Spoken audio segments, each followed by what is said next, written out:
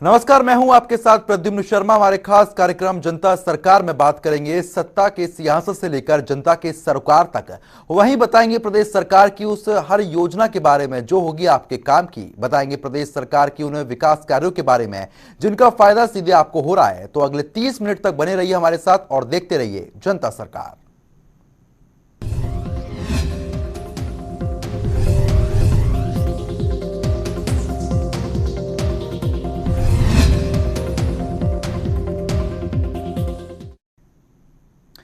हरियाणा के राज्यपाल बुधवार को पंचकुला पहुंचे। इस दौरान उन्होंने नाडा साहिब गुरुद्वारे में जाकर शीश झुकाकर आशीर्वाद लिया है। इस मौके पर गुरुद्वारा नाडा साहिब के हेड ग्रंथी सहित तमाम पदाधिकारी और पंचकुला जिला प्रशासन के अधिकारी भी मौजूद रहे।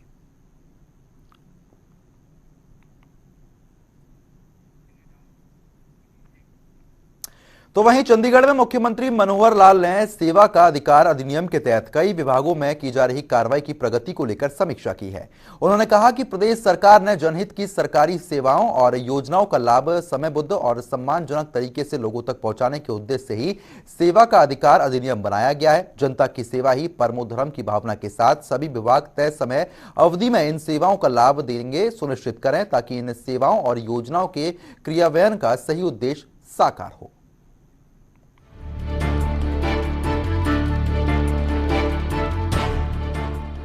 हरियाणा के मुख्यमंत्री मनोहर लाल ने बुधवार को सचिवालय के कॉन्फ्रेंस हॉल में सेवा का अधिकार अधिनियम के तहत कई विभागों में की जा रही कार्यवाही की प्रगति को लेकर समीक्षा की। इस दौरान उन्होंने कहा कि लोगों का जीवन और अधिक सरलमय बनाने के लिए सभी विभागों से संबंधित सेवाओं और योजनाओं को चिन्हित कर सेवा का अधिकार अधिनियम के तहत सूचीबद्ध किया गया है। सरकार की ओर से 31 विभागों से संबंधित 546 सेवाओं को अधिसूचित किया गया है, जिनमें से 297 सेवाओं का लाभ अंत्योदय सरल पोर्टल के माध्यम से दिया जा रहा है। उन्होंने कहा कि जो विभाग अधिसूचित सरकारी सेवाओं का समयबद्ध लाभ नहीं देगा, तो आज पोर्टल पर संबंधित शिकायत ऑटो मोड में अपील में जाएगी।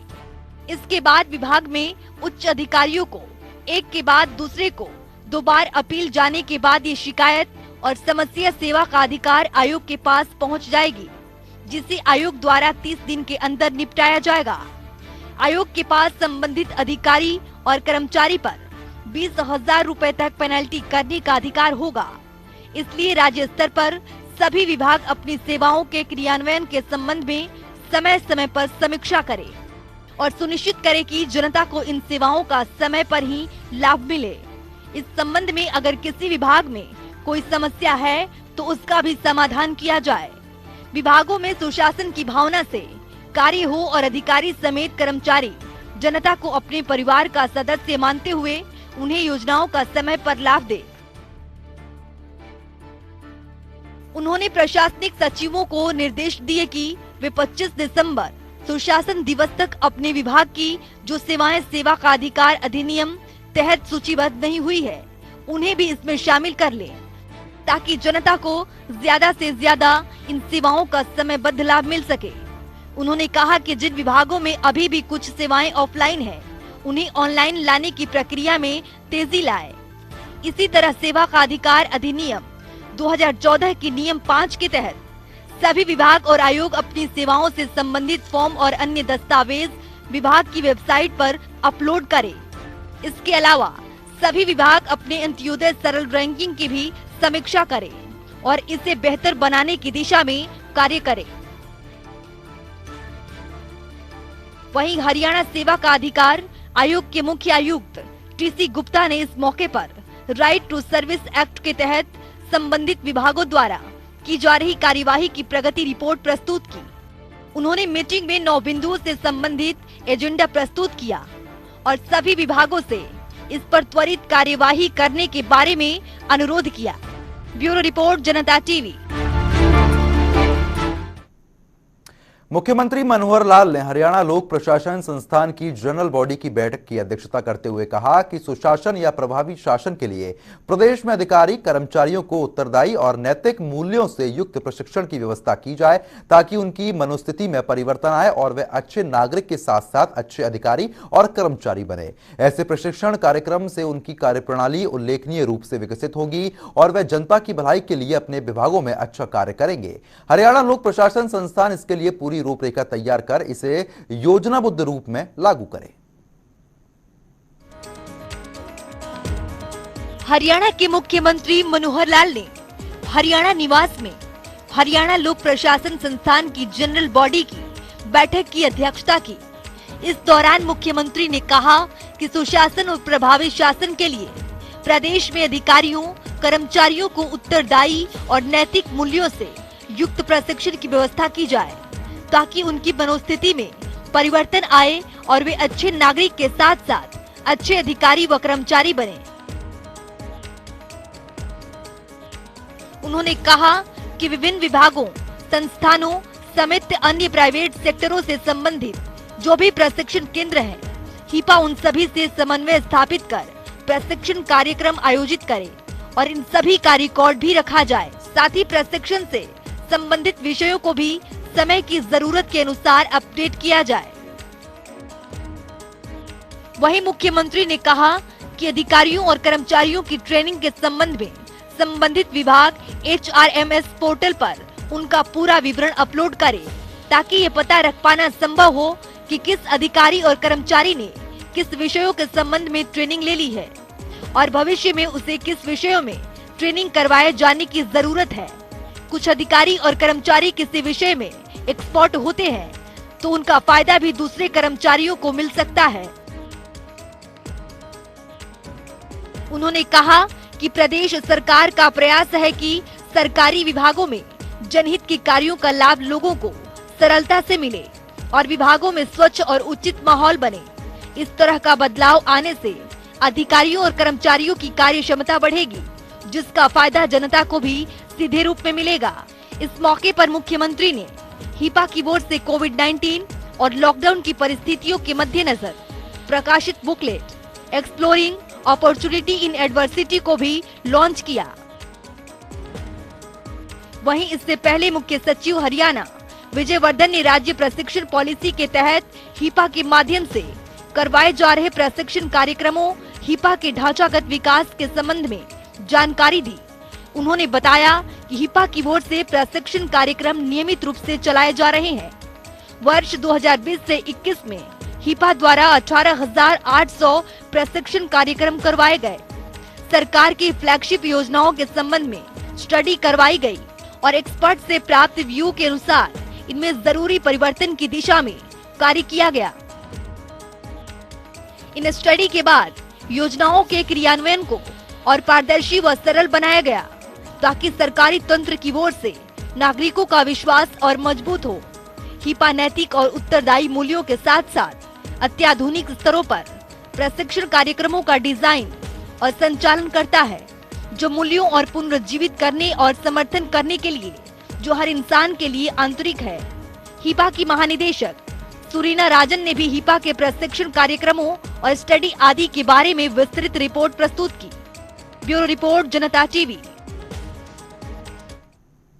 भारत की आजादी के अमृत महोत्सव कार्यक्रम की श्रृंखला में हरियाणा के सूचना जनसंपर्क एवं भाषा विभाग की ओर से टैगोर थिएटर में संगीतमय प्रस्तुति सजदा कार्यक्रम का आयोजन किया गया। इस मौके पर हरियाणा के राज्यपाल और मुख्यमंत्री मनोहर लाल मौजूद रहे।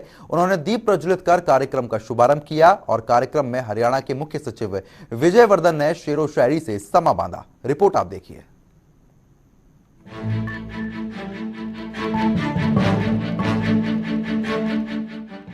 भारत की आजादी के अमृत महोत्सव कार्यक्रमों की श्रृंखला में हरियाणा के सूचना जनसंपर्क एवं भाषा विभाग की ओर से चंडीगढ़ के टैगोर थिएटर में संगीतमय प्रस्तुति सजदा कार्यक्रम का आयोजन किया गया। इस मौके पर हरियाणा के राज्यपाल बंडारू दत्तात्रेय और मुख्यमंत्री मनोहर लाल मौजूद रहे। उन्होंने दीप प्रज्वलित कर कार्यक्रम का शुभारंभ किया। वहीं सूचना जनसंपर्क एवं भाषा विभाग के महानिदेशक डॉक्टर अमित अग्रवाल ने कार्यक्रम में आए हुए मेहमानों का स्वागत करते हुए आजादी के अमृत महोत्सव के अवसर पर राज्य सरकार की ओर से किए जा रहे देशभक्ति कार्यक्रमों की जानकारी दी। वहीं प्रसिद्ध संगीतकार, लेखक और गायक पद्मजीत सहरावत ने श्री गणेश जी की स्तुति से संगीतमय शाम का आगाज किया। इनके शब्दों में ताल मिलाते हुए जब हरियाणा के मुख्य सचिव विजयवर्धन, जो गायकी और शायरी के फनकार हैं, उन्होंने नमाज आती है मुझे न वजू आता है, तू सामने आता है तो तेरा सजदा कर लेता हूँ, शेर प्रस्तुत किया तो पूरा थिएटर करतल ध्वनि से गूंज उठा। मुझको न वजू आता है, सजदा कर लेता हूं जब सामने तू आता है। पता नहीं क्या जादू है तेरे सजदे में, जितना झुकता हूं उतना ही ऊपर जाता हूं। क्या हुआ जो तेरे माथे पे हैं सजदों के निशान इकबाल, कोई ऐसा सजदा भी कर जो मेरे नसीब पे निशान छोड़ दे।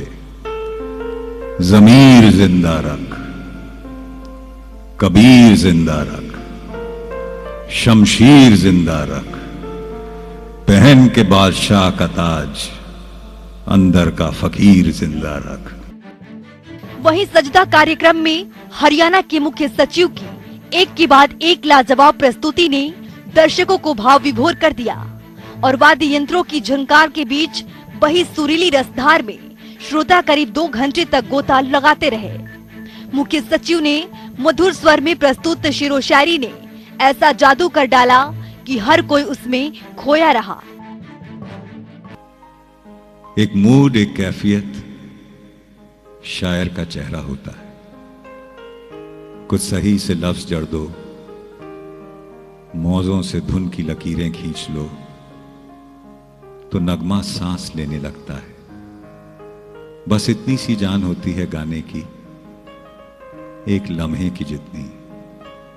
हां, कुछ लम्हे बरसों जिंदा रहते हैं, बूढ़े नहीं होते रिश्तों की तरह, उनके चेहरे पर झुर्रियां नहीं गिरती, वो पलते रहते हैं, चलते रहते हैं।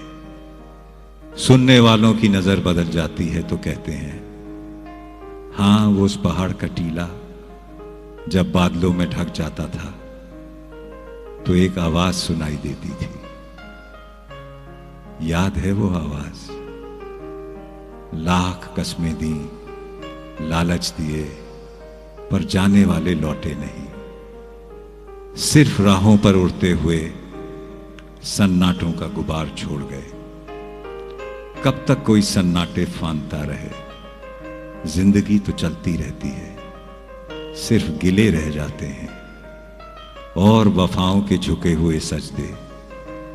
शायद कोई आए, कोई आवाज दे कहीं से। एक रोज जिंदगी से रूबरू आ बैठे।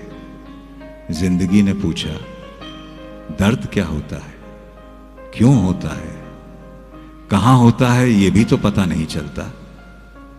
तन्हाई क्या है आखिर, कितने लोग तो हैं, फिर तन्हा क्यों हो? मेरा चेहरा देखकर जिंदगी ने कहा, मैं तुम्हारी जुड़वा हूं, मुझसे नाराज ना हुआ करो। मिसरा गालिब का है और कैफियत हर एक की अपनी अपनी। दिल ढूंढता है फिर वही फुर्सत के रात दिन। वहीं उन्होंने अंग्रेजी शासनकाल द्वारा हिंदुस्तानियों पर किए गए जुल्म सितम की शेरो शायरी और संगीत से ऐसा वर्णन किया कि हॉल में मौजूद लोगों के रोंगटे खड़े हो गए। साथ ही बॉलीवुड की ख्याति प्राप्त संगीतकार और पियानो वादक कमल दत्त समेत अन्य संजीदों ने संगीत का ऐसा जादू बिखेरा कि लय ताल में सब श्रोता मदहोश हो गए। तो गायक पद्मजीत सहरावत के गीतों ने सबको मंत्रमुग्ध कर दिया। मेरी ज़मीं अफसोस नहीं जो तेरे लिए सौ दर्द से फीका न पड़े, कभी रंग तेरा जिस्मों से निकल के खून पे। मेरी सभी महबूब मेरी मेरी नस नस में तेरा इश्क बहे, फीका न पड़े कभी रंग तेरा जिस्मों से निकल के खून का।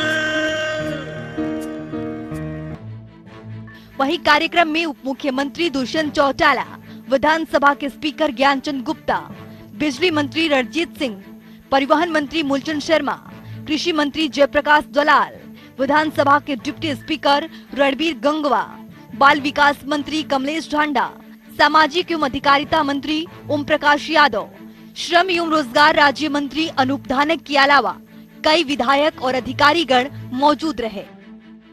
जनता टीवी के लिए चंडीगढ़ से पवन सिवर की रिपोर्ट।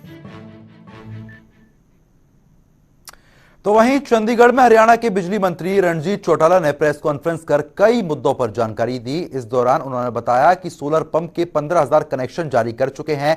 लोग सोलर ट्यूबवेल के कनेक्शन में पूरी रुचि दिखा रहे हैं और सोलर ट्यूबवेल कनेक्शन किसानों को सब्सिडी भी दी जा रही है। वहीं उन्होंने बताया कि 15,000 सामान्य ट्यूबवेल कनेक्शन को हाई पावर परचेज कमेटी से मंजूरी मिल गई है। जून 2022 तक 15,000 ट्यूबवेल जारी कर दिए जाएंगे। 15,000 ट्यूबवेल कनेक्शन को सर्कल के मुताबिक देने का फैसला किया गया है। सर्दी के मौसम में ट्यूबवेल लाइट के समय में बदलाव करने पर विचार कर रहे हैं, जिस पर जल्द से जल्द फैसला ले लिया जाएगा।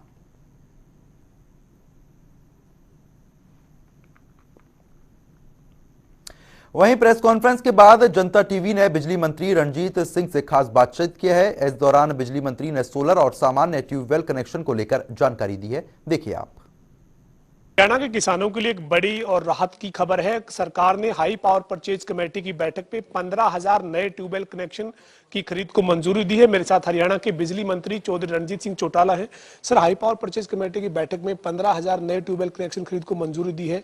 ये सामान्य कनेक्शन है क्या, और कब तक ये फिर आप लगाने जा रहे हैं कनेक्शन? सामान्य कनेक्शन है।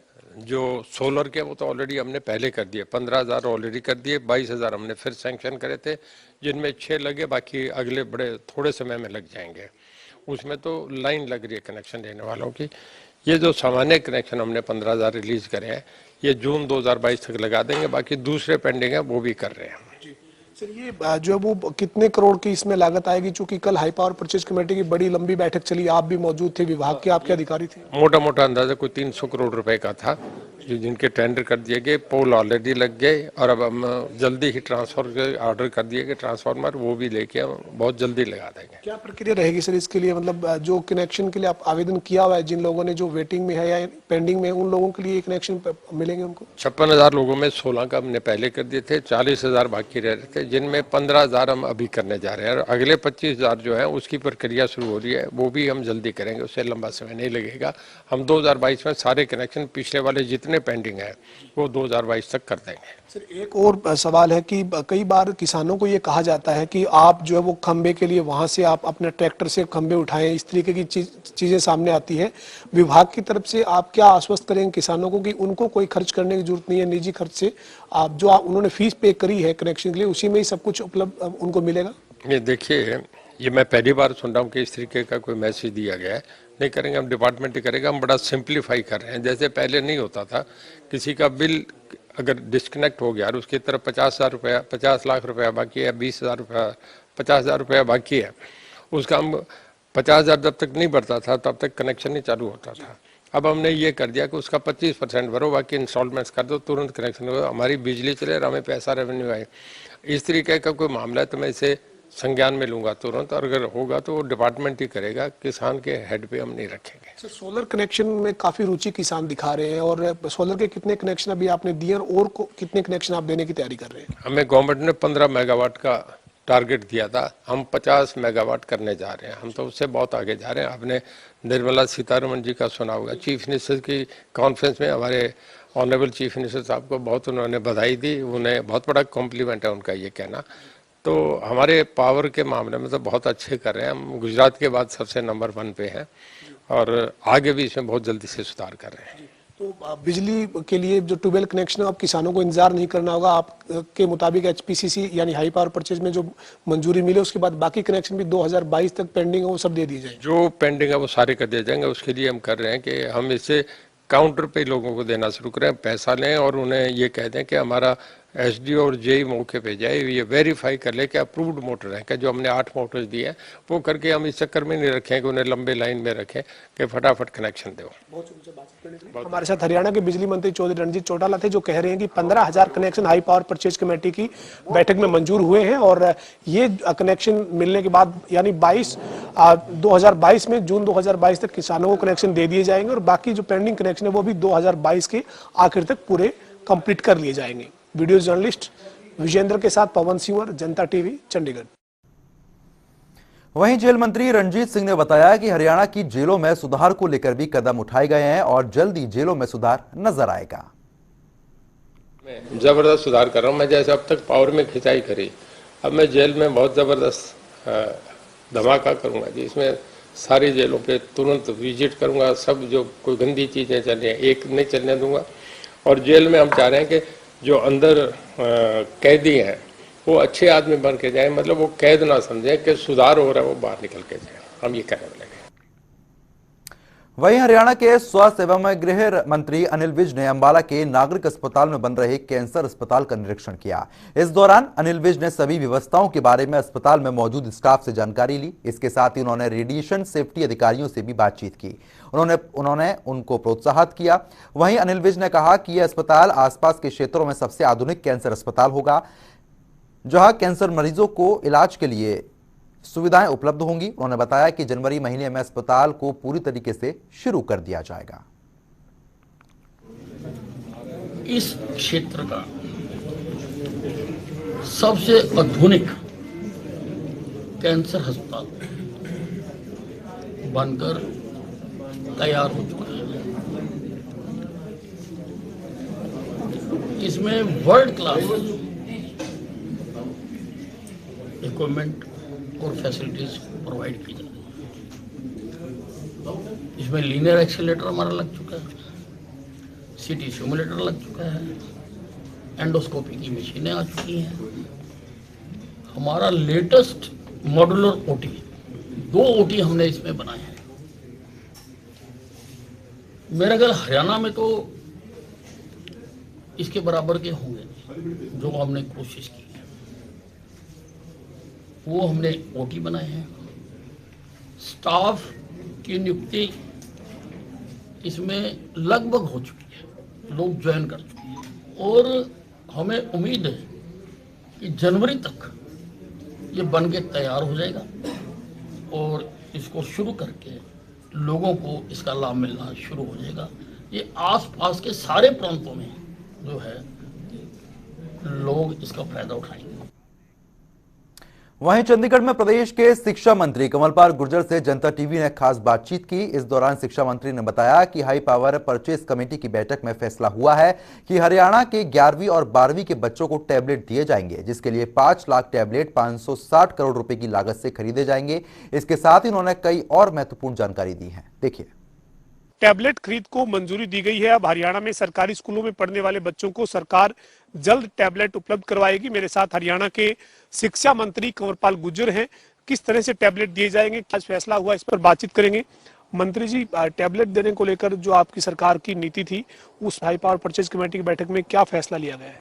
देखिए, जो हमारे बच्चे हैं और जो हमारे टीचर 36,000 जो टीचर हैं उनके भी साथ है और जो लगभग 4.5 लाख के आसपास हमारे बच्चे हैं, तो उन सारे बच्चों को हम टैबलेट देंगे और उसमें लगभग 550 करोड़ रुपए का, लगभग 550 शायद 560 करोड़ रुपए के आसपास खर्च आएगा, तो सब बच्चों को उपलब्ध कराएंगे। मुख्यमंत्री जी, हाई पावर परचेज कमेटी की बैठक की बात कह रहे थे कि पहले चरण में हम 11वीं 12वीं क्लास के बच्चों को लेकर आगे चल रहे हैं। उसके बाद हम उसमें जैसा आपने बताया कि हर साल एक क्लास को और जोड़ने पर विचार करेंगे, तो इसका पहले नतीजा क्या रहता है, बच्चों को कितना इसका फायदा होता है, उसके आधार पर आगे बढ़ेंगे?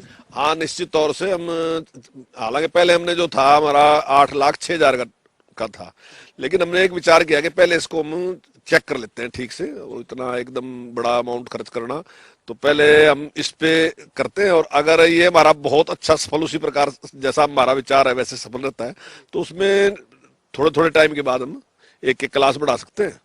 और ये जो बच्चे हैं ये काफी मैच्योर बच्चे होते हैं, 11वीं और 12वीं के बच्चे काफी मैच्योर बच्चे होते हैं, तो हमने उस पर विचार किया कि पहले हम 2 क्लासों को देंगे और फिर उसके बाद जो अगली क्लास है उसके बारे में अगली बार विचार करेंगे। इसका आपको लगता है सर ये भी फायदा होगा कि 11वीं और 12वीं के बच्चों को देने से आगे कम्पिटिटिव एग्जाम में उनको जाना होता है, उनको और आगे जैसे बड़ी एग्जाम में जाना है उसके लिए उनको तैयारी करने के लिए एक तरह से सरकार की मदद उनको मिल जाएगी, और वही जो है वो उनके लिए कारगर साबित होगा टैबलेट? हाँ, नहीं, निश्चित तौर से हमने इसी विचार के साथ, क्योंकि जो सरकारी स्कूल में बच्चे पढ़ते हैं तो उनके जो अभिभावक हैं वो इतने संपन्न नहीं है कि सारी इस प्रकार की सुविधाएं मुहैया करा सके अपने बच्चों को।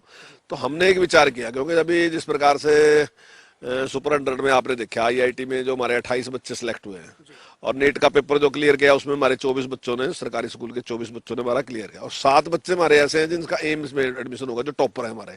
तो ये सारी बड़ी प्रोत्साहन देने वाली बात है, हमें प्रोत्साहन, बच्चों को नहीं, हमें भी प्रोत्साहन देने वाली बात है। हमारा भी हौसला बढ़ रहा है, जो बच्चे कर रहे हैं तो उसको देख के हमारा भी हौसला बढ़ रहा है। तो हम जो प्राइवेट में जिस प्रकार की सुविधाएं बच्चों को मिलती है, कोचिंग, उनके अभिभावकगण उनकी कोचिंग कराते हैं क्योंकि उनके पास तो ठीक साधन है, तो लेकिन जो सरकारी स्कूल में उनके लिए बड़ी समस्या है। तो हम चाहते हैं कि उनके पास इंटेलिजेंसी तो है, किसी प्रकार की कमी नहीं, ना उनपे में कोई हौसले की कमी है, ना ही उनके पास ज्ञान की कमी है। तो एक इस प्रकार का माहौल देंगे ताकि वो बच्चे भी आगे निकल सके, उसके लिए हमारा प्रयास है। सर इसके साथ साथ टैबलेट जो दिए जाना है उसका रास्ता यानी साफ हो गया, आज जो है वो आपने इसको जो है वो एक तरह से मंजूरी दे दी है। अभी स्कूल खोलने की आपकी तैयारी है सर, स्कूल खोलने को लेकर आप फैसला ले चुके हैं, पूरी तरह से तैयार हैं सर, और कब से स्कूल खोल रहे हैं? हाँ, निश्चित तौर से हम बिल्कुल पूरी तरीके से तैयार हैं, और मैं समझता हूँ कि शायद देश में सबसे पहले हरियाणा ही है जिसने सबसे पहले स्कूल खोले थे, और हमारे स्कूल काफी टाइम से पहली क्लास से लेकर 12वीं क्लास तक के हमारे स्कूल चल रहे हैं, और बिल्कुल ठीक से चल रहे हैं। तो निश्चित तौर से हमने 1 दिसंबर से हमने फैसला किया कि हम पूरी कैपेसिटी के साथ और पूरे टाइम के लिए स्कूल खोलने जा रहे हैं। और कोरोना मैं मानता हूँ कि लगभग ही कम केस है, बहुत कम केस है, तो उसके मद्देनजर हमने निर्णय लिया। लेकिन फिर भी कोरोना के मामले में जो नियम कायदे हैं उनका हमारा रहेगा कि बच्चे उसका पूरा पालन करें। अभी जो वो सर कई जिले हरियाणा के ऐसे हैं जो कोरोना मुक्त लगातार हो रहे हैं, एक भी केस जो है वो कई जिलों में सामने नहीं आ रहे हैं, लेकिन फतेहाबाद जिले में हाल ही में जो है वो एक स्कूल की 3 बच्चियां जो है वो कोरोना पॉजिटिव हुई है। तो इस तरह से फिर भी एहतियात बरतने की जरूरत है, दिशा निर्देश जारी किए हुए हैं? हाँ, नहीं, बिल्कुल हम एहतियात बरत रहे हैं इसमें पूरी, और जो भी नियम हैं उन नियमों का पूरी तरीके से पालन कर रहे हैं, और आगे भी उसको भी और सख्ताई के साथ उन नियमों का पालन करेंगे ताकि किसी प्रकार की कोई घटना ना हो। फिलहाल 1 दिसंबर से आप स्कूल पूरी कैपेसिटी के साथ और पूरे समय के लिए खोल रहे हैं सर, लेकिन इसमें जो है वो अभी जो मिड डे मील है या तमाम जो इस तरह की जो बच्चों को खाने की जो सामग्री मिलती थी वो फिलहाल रोक रहेगी? नहीं, उस पर भी हम 1 जनवरी से शुरू करने वाले हैं। मिड डे मील भी हम 1 जनवरी से शुरू कर देंगे। जो बच्चों को भोजन की व्यवस्था थी तो उसको शुरू कर दिया जाएगा। सर अभी बच्चों के जैसे आप पूरी कैपेसिटी के साथ स्कूल खोल देंगे, पूरे समय के साथ स्कूल खोल देंगे, बच्चों के थोड़े टाइम के बाद एग्जाम है, तो आप क्या कहेंगे बच्चों से, टीचर से क्या कहेंगे? पूरी मेहनत करें, किसी भी तरह से कोई जो मानसिक दबाव पिछले करीब 2 साल से लगातार रहा है, इस दबाव से बाहर निकलकर अपना एग्जाम की तैयारी करें? हाँ, देखिए, मैं आपके चैनल के माध्यम से ये कहूँगा कि अब पूरी ताकत के साथ, पूरा तैयारी के साथ सभी बच्चे पूरी तैयारी करें, और टीचर साहबान भी पूरे लगन के साथ लगे हुए हैं, और प्रयास करें जो कमी पिछले इस दौरान में कोरोना की वजह से हुई है तो उसकी भरपाई हो सके, ताकि बच्चों को पूरा उनका मार्गदर्शन हो सके, तो उनकी पढ़ाई पूरी हो सके। बहुत शुक्रिया से बातचीत करने के लिए। हमारे साथ हरियाणा के शिक्षा मंत्री कंवरपाल गुर्जर थे, जो कह रहे हैं कि प्रदेश में बच्चों को टैबलेट देने का जो फैसला है उस पर अंतिम निर्णय ले लिया गया है। इसके साथ ही 1 दिसंबर से प्रदेश में पूरी कैपेसिटी के साथ और पूरे समय के साथ स्कूल जो है वो खोले जाएंगे। वीडियो जर्नलिस्ट विजेंद्र सिंह के साथ पवन सिंवर, जनता टीवी, चंडीगढ़। हमारे खास कार्यक्रम जनता सरकार में आज के लिए इतना ही। आप देखते रहिए जनता टीवी।